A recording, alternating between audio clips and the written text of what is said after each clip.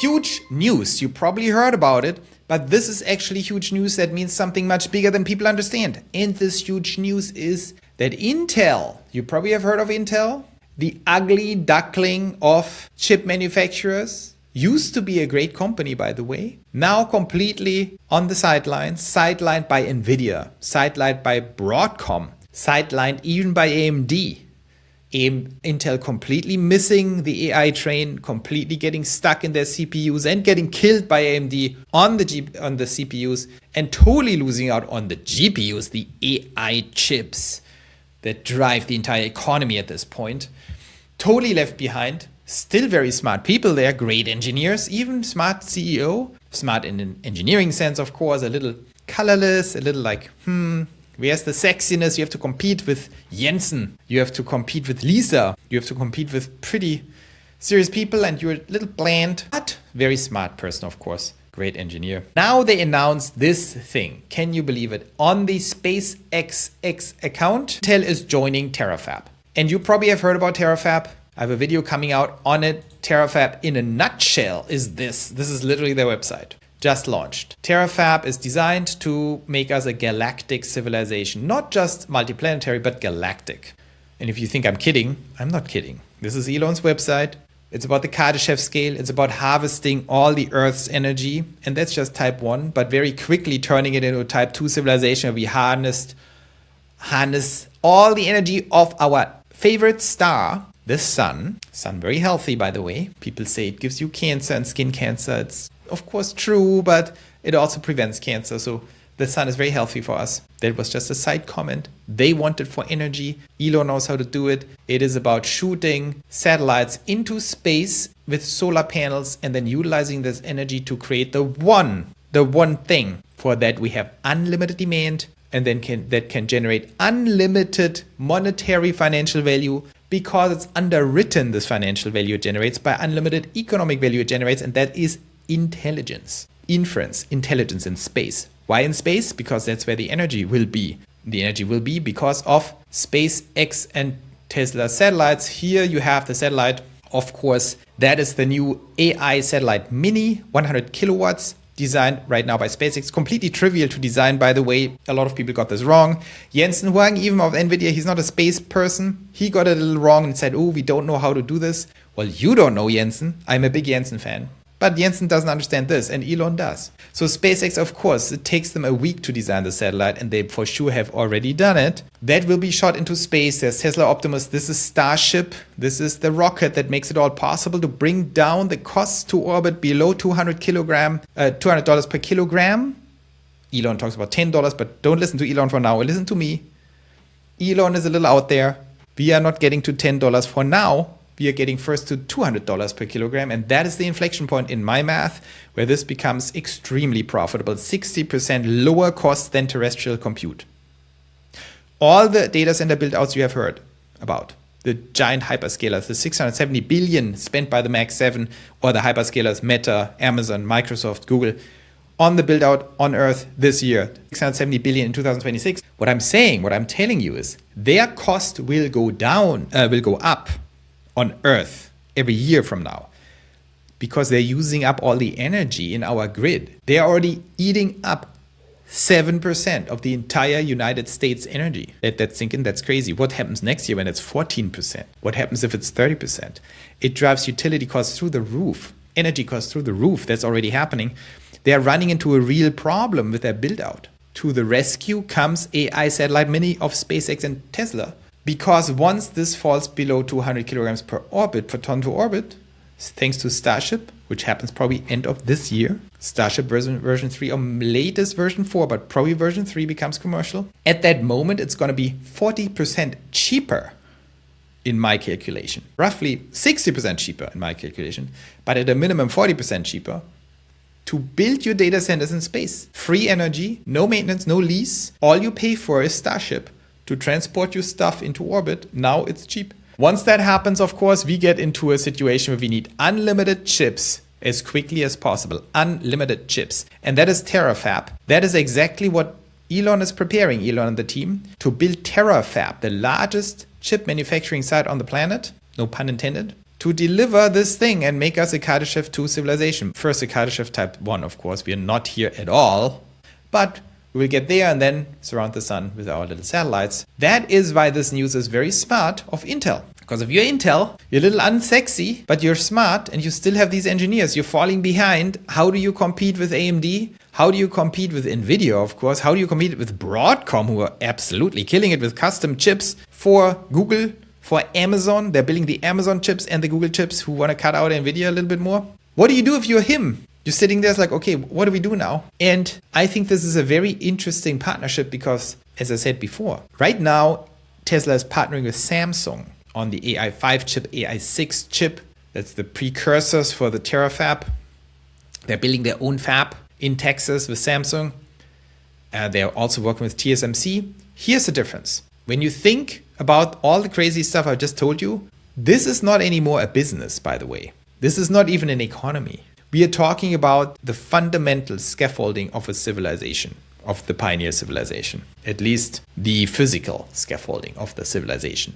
This is far bigger than any business. This is far bigger than the United States. This is far bigger than anything. And so you want to think very strategically about security and supply chains. And Samsung is South Korean. TSMC is Taiwanese, subject to potential attack by China.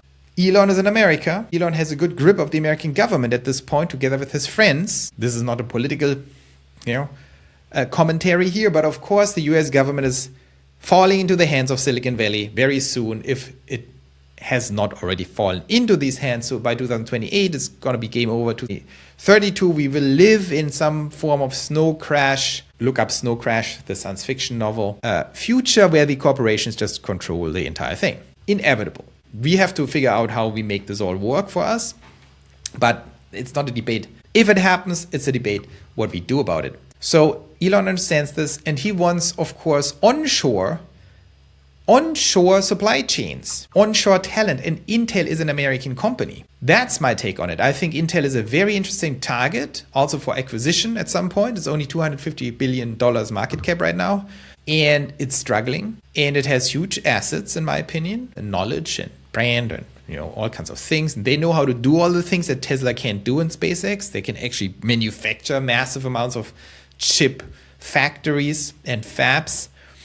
They have it all vertically integrated. They just don't have the money and the goals and the blueprints of the chips and the delivery systems. That's all Tesla and SpaceX, of course. So it is a very interesting match. It makes total sense that this partnership starts now, and it makes total sense that this partnership becomes much bigger if Intel is smart enough to truly align the company towards Tesla and become a part of Tesla.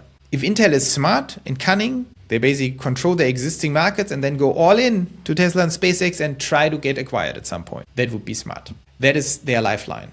That is not just their lifeline. That is how they become bigger than everyone else. It's their only chance. It's a very good chance because they're strategically perfectly positioned to become the core, the actual hardware manufacturing core for the core chip capability of Tesla, SpaceX, whatever we call the company once it's merged. It's going to be very interesting, very strategic move. I think people don't see how big this is. They right now see, oh, it's a little partnership. No, think strategically. What chip manufacturing company is smart and powerful enough to actually do this for Tesla and at the same time in a strategically weak spot to be acquired and merging with Tesla? Not NVIDIA. NVIDIA is the world's largest company. Not TSMC. That's owned by the Chinese very soon. Not Samsung. This is a giant company that is a strategic asset for South Korea. All of them are blocked. TSMC doesn't work. Samsung doesn't work. NVIDIA doesn't work. Broadcom is on a total killing spree and run, and it's in the hands of the competitors of Tesla, Amazon, Google. So they're not going to do anything.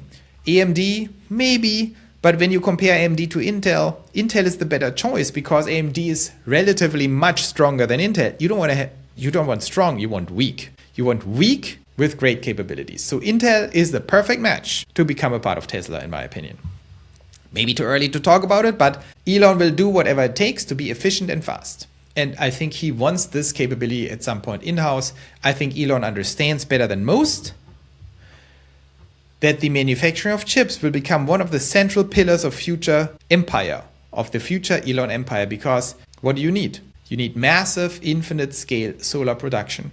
You need, of course, Starship. Starship is the crucial asset. You will need Optimus, and then you're off to the races, but you need chips. And you need to build chips on Earth, you need to build chips on the moon, you need to build them all over the place. You need extremely strong chip manufacturing capabilities. It's the absolute centerpiece. The centerpiece is how do we deliver these satellites to space and how do we build the satellites. And the satellites are a little solar. That will be a scaling issue with Tesla and SpaceX, but mostly Tesla. It will be manufacturing the stupid little radiators, which is completely trivial. It will be the maintenance of all that stuff, which is Optimus. But then it will be about the chips. There is no chip capability right now with SpaceX or Tesla or XAI. So watch out for it. This is a missing piece of the entire equation. I would not be surprised if Intel ends up as Tesla at some point in the future. Or maybe they do something else. Maybe they suck out the talent at some point. Who knows? Maybe they buy out a piece. I don't think they need to buy the entire company, but maybe they do. So that is my take on the situation. Very interesting news. Check out the Terafab. We have a video coming up that covers this whole website that ends, I think, with the coolest thing. That's not the coolest thing, but here you see the mini AI satellite, 100 kilowatts. It already shows exactly my equation, but without my numbers. I had a video on this. I will update the video on the model. You see it on pioneerlands.org and the Pioneer Academy, where we have a dedicated space section now in Pioneerlands. Go to pioneerlands.org and you will see it right away. We have some very cool things that are happening. We have the best teams now coming together in Pioneerlands to actually model all that stuff out and predict the future scenarios and trajectories of these things so we can execute on stocks and on other things. But that's what I wanted to show you here to wrap up the video. Lunar Mars drivers, that is the strategic next goal. Get to the point to build a moon base Alpha, to actually manufacturing chips on the moon, massively more material available than we can get on Earth. No humans in the way, no environmental review boards, at least for now. The mass driver will then help shoot that stuff into space, which is very space. It doesn't have an atmosphere and has very limited gravity, I think 6 times less than Earth or something. And this is the mass driver, I think magnetically driving these things out. I'm not really sure how it works. And it shoots all the satellites into space. It's like pretty awesome. Admit it's awesome. So it accelerates on this magnetic acceleration thing. It's probably like a maglev. It shoots the mass out into space with very, very little energy required. This is the D3, so there are these chips on board. They manufacture them on the moon, on the lunar surface. Intel, maybe. And then put up into space, captured and turned into satellites. They can also be delivered to Earth, of course, very easily from there.